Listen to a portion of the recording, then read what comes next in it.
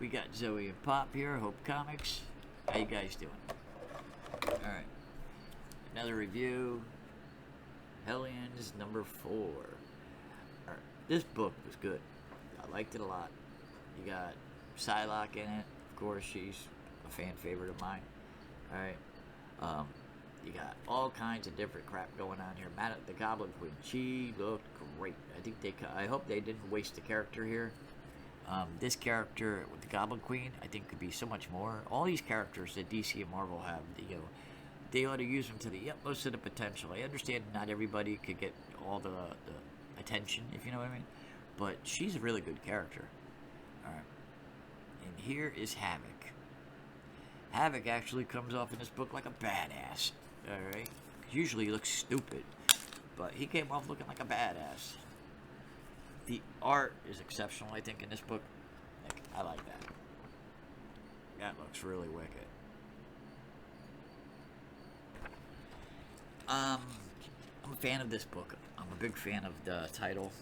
I think this got go a long way. This kind of reminds you of that X-Force volume that they did about maybe 6 years ago, maybe 8 years ago, where it was X-23 and company.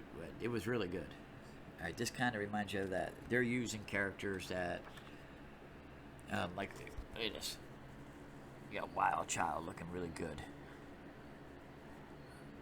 Alright, so something tells me that's going to be Psylocke's new sidekick from now on. The way they fought it out in the other issue is really good. You got zombie marauders and hellions, and, I liked it a lot.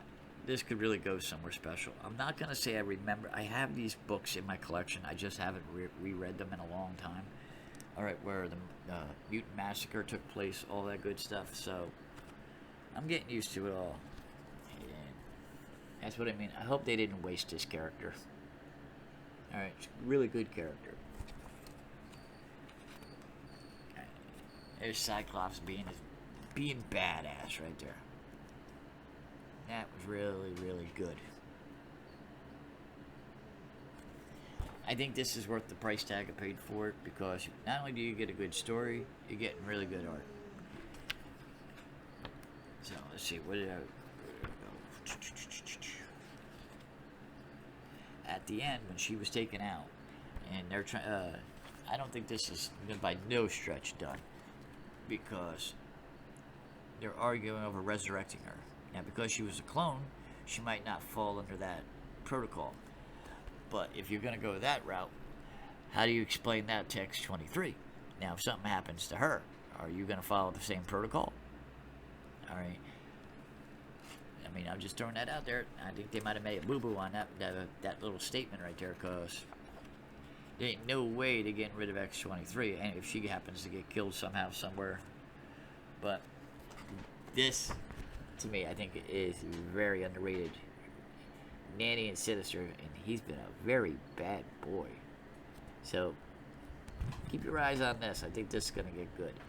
I can't see all these villains that are living on Kuroki right now all lasting in a community that's supposed to be meant for the greater good of the people, when they've never been about the greater good of the people. Alright, so we'll see where it lands. We'll see where it lands. I hope they keep the pace going. Big fan of the book. Alright, do not like every time they resurrect somebody and they do the mutant thing.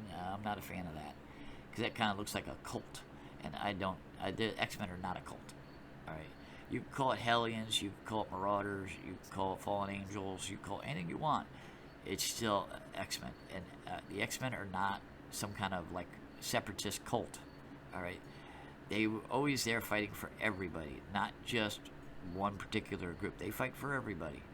Alright, so I hope they give that mutant thing they shit can that, because I don't really care for that. I don't complain about much in this stuff, but I don't like that. Alright, Hope Comics are out. Zoe and Pop, we'll talk to you later. Oh, don't forget, thumbs up, thumbs down, leave a comment.